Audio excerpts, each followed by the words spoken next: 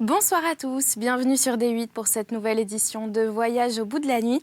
Aujourd'hui, je vais poursuivre la lecture de Poil de carotte, qui est un roman autobiographique de Jules Renard, qu'on connaît tous. Les déboires d'un petit roux mal aimé. Je vais donc poursuivre cette lecture, donc n'hésitez pas à réagir sur les réseaux sociaux avec le hashtag VBN. Merci beaucoup.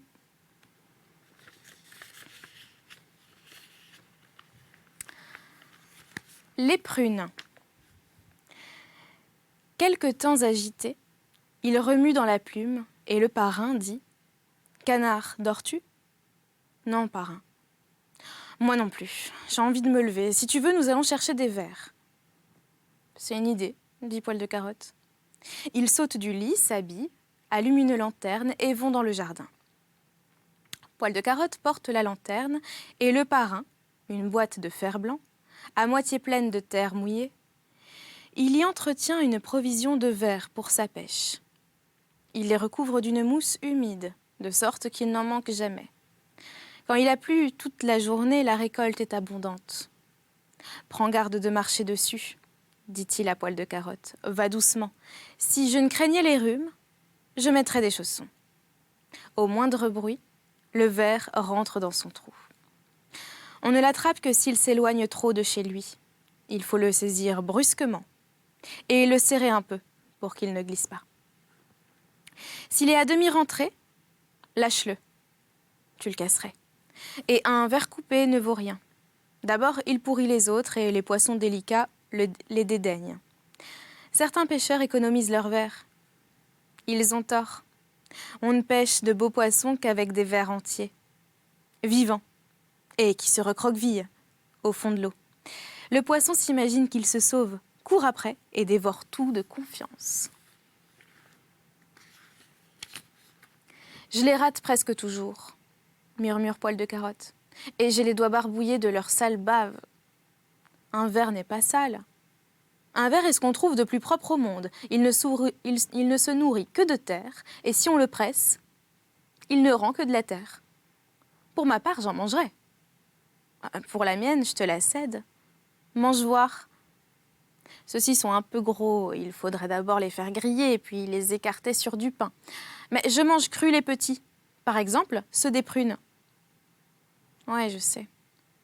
Aussi, tu dégoûtes ma famille. Maman surtout. Et dès qu'elle pense à toi, elle a mal au cœur. Moi, je t'approuve sans timidité. Car tu n'es pas difficile et nous nous entendons très bien.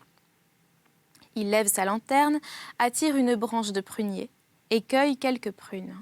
Il garde les bonnes et donne les véreuses à Parrain, qui dit « Les avalant d'un coup, toutes rondes, noyau compris, ce sont les meilleures. » Oh, je finirai par m'y mettre et j'en mangerai comme toi. Je crains seulement de sentir mauvais et que maman ne le remarque si elle m'embrasse. Ça ne sent rien, dit Parrain. Et il souffle au visage de son filleul. C'est vrai. Tu ne sens que le tabac. Par exemple, tu le sens à plein nez. Je t'aime bien, mon vieux Parrain. Mais je t'aimerais davantage, plus que tous les autres, si tu ne fumais pas la pipe. Canard, canard, ça conserve. Mathilde. Tu sais, maman, dit sœur Ernestine essoufflée à Madame Lepic, Poil de carotte joue encore au mari et à la femme avec la petite Mathilde dans le pré. Grand frère Félix les habille. C'est pourtant défendu si je ne me trompe. En effet, dans le pré, la petite Mathilde se tient immobile et raide sous sa toilette de clématite sauvage à fleurs blanches. Toute parée, elle semble vraiment une fiancée garnie d'orangers. Et elle en a de quoi calmer toutes les coliques de la vie. La clématite, d'abord nattée en couronne sur la tête, descend par flots sous le menton. Derrière le dos, le long des bras, volubile, enguirlande la taille, et forme à terre une queue rampante que grand frère Félix, ne se lasse pas d'allonger. Il se recule et dit « Ne bouge plus !» À ton tour, Poil de carotte. À son tour, Poil de carotte est habillé en jeune marié, également couvert de clématite, où, ça et là, éclatent des pavots, des senelles, des pissenlits jaunes, afin qu'on puisse le distinguer de Mathilde. Il n'a pas envie de rire, et tous trois gardent leur sérieux. Ils savent quel ton convient à chaque cérémonie. On doit rester triste aux enterrements. Dès le début, jusqu'à la fin. Et grave au mariage, jusqu'après la messe. Sinon, ce n'est plus amusant de jouer. Prenez-vous la main, dit grand frère Félix. En avant, doucement. Il s'avance au pas, écarté. Quand Mathilde s'empêtre, elle retrousse sa traîne et la tient entre ses doigts. Poil de Carotte, galamment, l'attend, une jambe levée. Grand frère Félix les conduit par le pré. Il marche à reculons et les bras en balancier leur indiquent la cadence.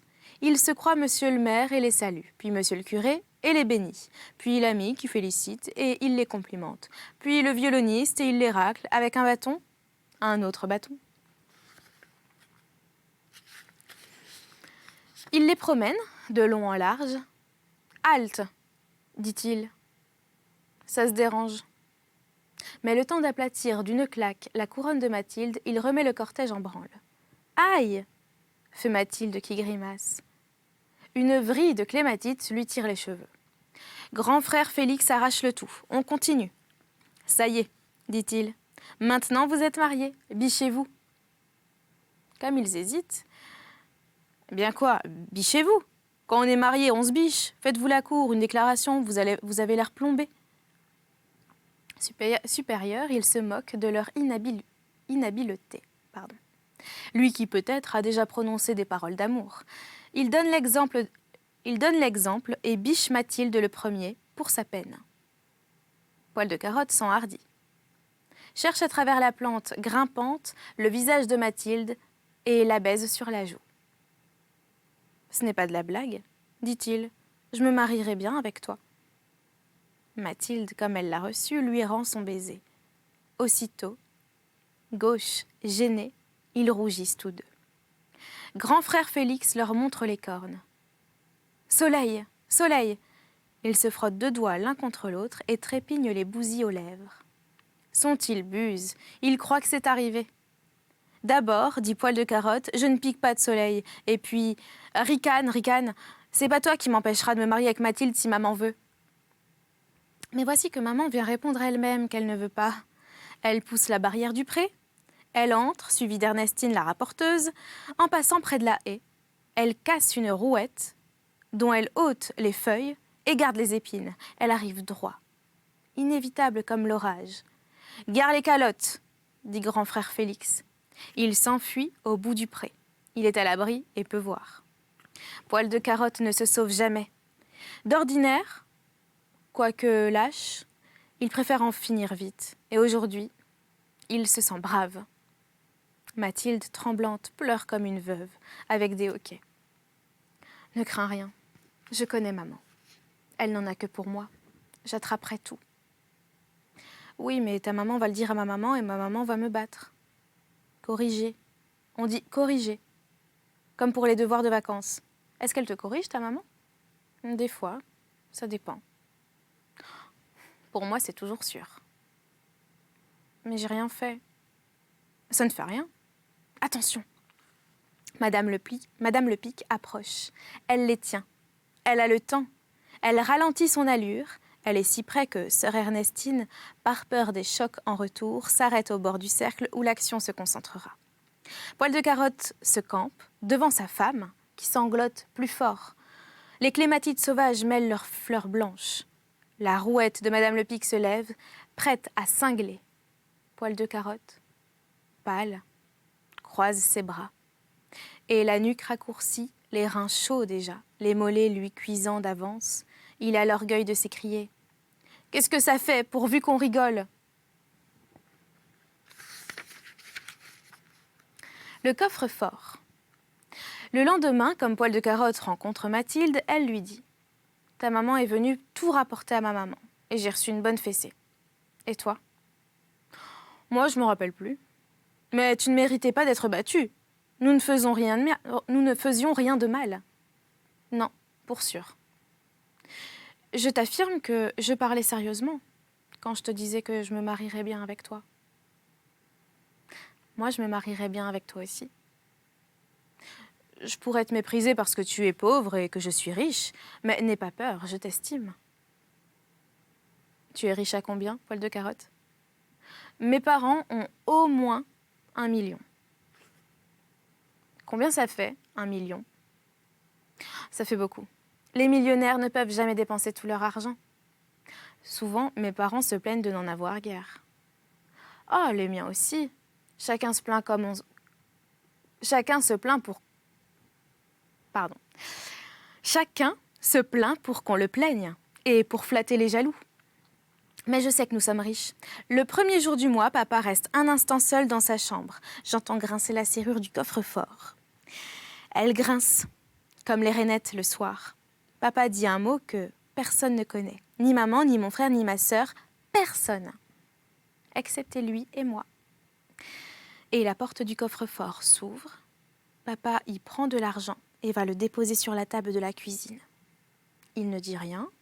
Il fait seulement sonner les pièces, afin que maman, occupée au fourneau, soit avertie. Papa sort. Maman se retourne et ramasse vite l'argent. Tous les mois, ça se passe ainsi. Et ça dure depuis longtemps. Preuve qu'il y a plus d'1 million dans le coffre-fort. Et pour l'ouvrir, il dit un mot. Quel mot?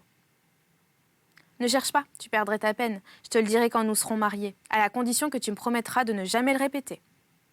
Dis-le-moi tout de suite. Je te promets tout de suite de ne jamais le répéter. Non. C'est notre secret à papa et à moi. Tu ne le sais pas. Si tu le savais, tu me le dirais. Pardon, je le sais. Tu ne le sais pas. Tu ne le sais pas. C'est bien fait, c'est bien fait. Parions que je le sais, dit Poil de Carotte gravement. Parions quoi? Dit Mathilde hésitante. Laisse-moi te toucher où je voudrais, dit Poil de Carotte, et tu sauras le mot.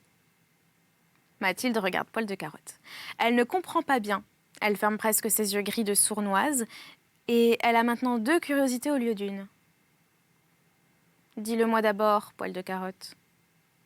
Tu me jures qu'après, tu te laisseras toucher où je voudrais. Maman me défend de jurer. Tu ne sauras pas le mot. Je m'en fiche bien de ton mot, je l'ai deviné. Oui, je l'ai deviné. Poil de Carotte, impatienté, brusque les choses. Écoute, Mathilde, tu n'as rien deviné du tout. Mais je me contente de ta parole d'honneur. Le mot que papa prononce avant d'ouvrir son coffre-fort, c'est « l'eusses-tu cru ». À présent, je peux toucher où je veux. « L'eusses-tu cru ? L'eusses-tu cru » dit Mathilde, qui recule avec le plaisir de connaître un secret et la peur qu'il ne vaille rien. « Vraiment ? Tu ne t'amuses pas de moi ?» Puis, comme Poil de Carotte, sans répondre, s'avance, décidée, la main tendue, elle se sauve.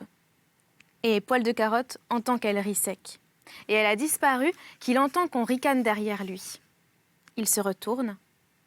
Par la lucarne d'une écurie, un domestique du château sort la tête et montre les dents. « Je t'ai vu, Poil de Carotte !» s'écrie-t-il. « Je rapporterai tout à ta mère. » Je jouais, mon vieux Pierre. Je voulais attraper la petite. L'eusses-tu cru est un faux nom que j'ai inventé. D'abord, je connais point le vrai. Tranquillise-toi, Poil de Carotte. Je me moque de l'eusses-tu cru et je n'en parlerai pas à ta mère. Je lui parlerai du reste. Du reste? Ouais, du reste. Je t'ai vu. Je t'ai vu, Poil de Carotte. Dis voir un peu que je ne t'ai pas vu. Ah, tu vas bien pour ton âge, hein. Mais tes plats à barbe s'élargiront ce soir. Poil de Carotte ne trouve rien à répliquer. Rouge de figure au point que la couleur naturelle de ses cheveux semble s'éteindre. Il s'éloigne, les mains dans ses poches. À la crapaudine, en reniflant. Les têtards. Poil de Carotte joue seul dans la cour, au milieu, afin que Madame Le Pic puisse le surveiller par la fenêtre. Et il s'exerce à jouer comme il faut. Quand le camarade Rémi paraît.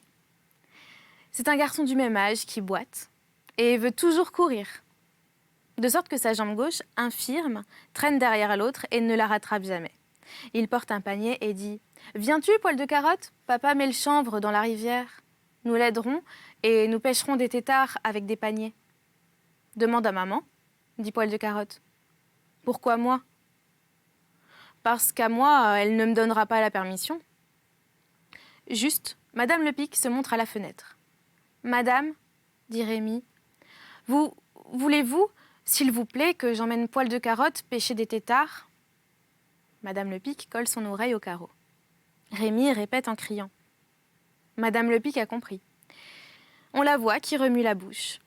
Les deux amis n'entendent rien et se regardent indécis. Mais Madame Lepic agite la tête et fait clairement signe que non. Elle ne veut pas, dit Poil de Carotte. Sans doute elle aura besoin de moi tout à l'heure. Tant pis, on se serait rudement amusé. Elle veut pas, elle veut pas. Reste, nous jouerons ici. Ah non, par exemple, j'aime mieux pêcher des têtards.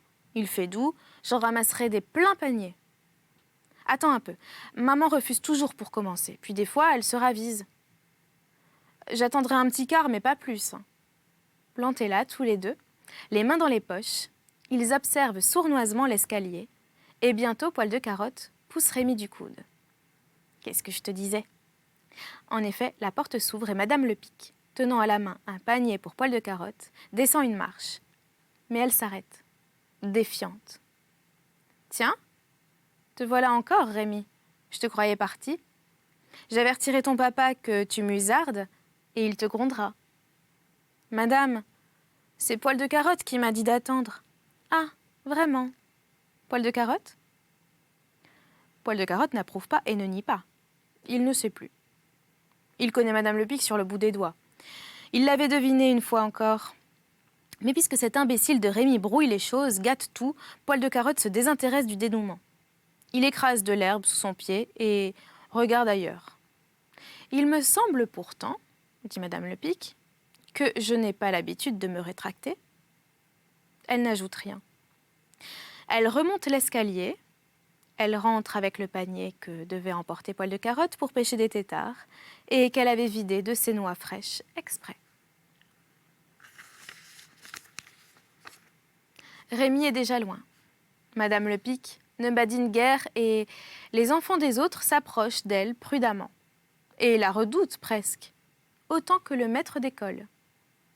Rémi se sauve là-bas vers la rivière. Il galope si vite que son pied gauche, toujours en retard, raie la poussière de la route, danse et sonne comme une casserole. Sa journée perdue, Poil de Carotte n'essaie plus de se divertir. Il a manqué une bonne partie. Les regrets sont en chemin. Il les attend. Solitaire, sans défense. Il laisse venir l'ennui. Et la punition s'appliquer d'elle-même. Coup de théâtre. Scène première. Madame Lepic. Où vas-tu? Poil de Carotte a mis sa cravate neuve et craché sur ses souliers à les noyer. Je vais me promener avec papa. Je te défends d'y aller, tu m'entends? Sans ça, sa main droite recule comme pour prendre son élan. Compris. Scène 2. Poil de Carotte en méditation près de l'horloge. Qu'est-ce que je veux, moi? Éviter les calottes. Papa m'en donne moins que maman. J'ai fait le calcul. Tant pire pour lui. Scène 3. Monsieur Lepic. Il chérit Poil de Carotte, mais ne s'en occupe jamais. Toujours courant la prétentaine pour affaire. Allons, partons. Non, mon papa. Comment non? Tu ne veux pas venir? Oh, si, mais je peux pas. Explique-toi, qu'est-ce qu'il y a? Il y a rien. Mais je reste.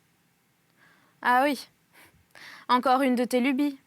Quel petit animal tu fais. On ne sait par quelle oreille te prendre. Tu veux, tu ne veux plus, reste, mon ami, et pleurniche à ton aise. Scène 4. Madame Lepic, qui a toujours la précaution d'écouter aux portes pour mieux entendre. Pauvre chérie. Cajoleuse, elle lui passe la main dans les cheveux et les tire. Le voilà tout en larmes parce que son père, elle regarde en dessous Monsieur Lepic, voudrait l'emmener malgré lui. Ce n'est pas ta mère qui te tourmenterait avec cette cruauté. Les Lepic père et mère se tournent le dos. Scène 5. Poil de Carotte au fond d'un placard. Dans sa bouche, 2 doigts. Dans son nez, un seul. Tout le monde ne peut pas être orphelin.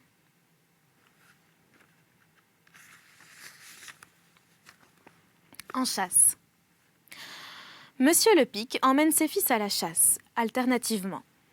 Il marche derrière lui, un peu sur sa droite à cause de la direction du fusil, et porte le carnier. Monsieur le Pic est un marcheur infatigable. Poil de Carotte met un entêtement passionné à le suivre sans se plaindre. Ses souliers le blessent, il n'en dit mot. Et ses doigts se cordellent.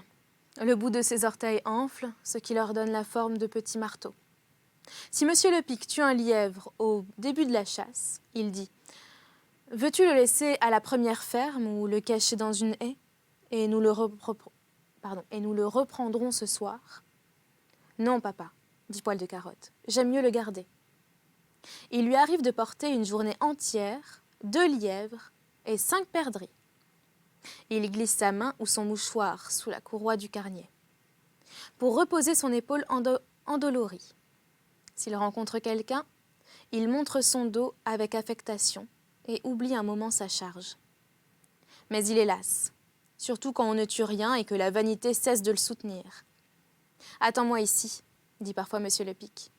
Je vais battre ce labouret. » Poil de Carotte, irrité, s'arrête, debout au soleil. Il regarde son père piétiner le champ, sillon par sillon, motte à motte, le fouler, l'égaliser, comme avec une herse, frapper de son fusil, les haies, les buissons, les chardons, tandis que Pyrame, même, ne pouvant plus, cherche l'ombre, se couche un peu et halète, toute sa langue dehors. Mais il n'y a rien là, pense Poil de Carotte. Oui, tape, casse, des orties, fourrage. Si j'étais lièvre gité au creux d'un fossé, sous les feuilles, c'est moi qui me retiendrais de bouger par cette chaleur. Et en sourdine, il maudit Monsieur le Pic. Il lui adresse de menues injures. Et Monsieur le Pic saute un autre échalier pour battre une luzerne d'à côté, où cette fois, il serait bien étonné de ne pas trouver quelques gars de lièvre. Il me dit de l'attendre, murmure Poil de Carotte, et il faut que je coure après lui maintenant. Une journée qui commence mal, finit mal. Trotte et sue, papa, éreinte le chien, courbature-moi. C'est comme si on s'asseyait. Nous rentrerons bredouille ce soir.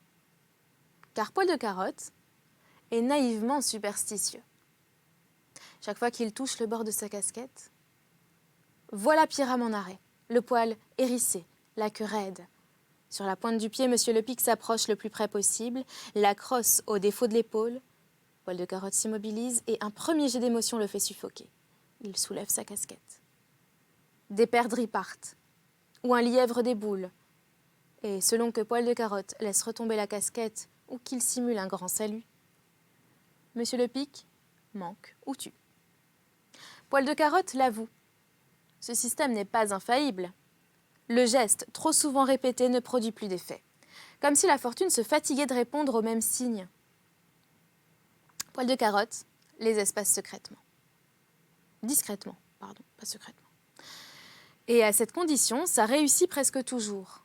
« As-tu vu le coup ?» demande Monsieur le Pic, qui soupèse un lièvre chaud encore, dont il presse le ventre blond pour lui faire ses suprêmes besoins. « Pourquoi ris-tu ?»« Parce que tu l'as tué, grâce à moi, » dit Poil de Carotte.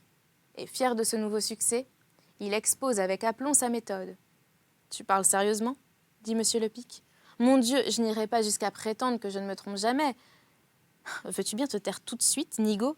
Je ne te conseille guère, si tu tiens à ta réputation de garçon d'esprit, de débuter ces bourdes devant des étrangers. On t'éclaterait au nez. À moins que, par hasard, tu ne te moques de ton père. Je te jure que non, papa. Mais tu as raison, pardonne-moi.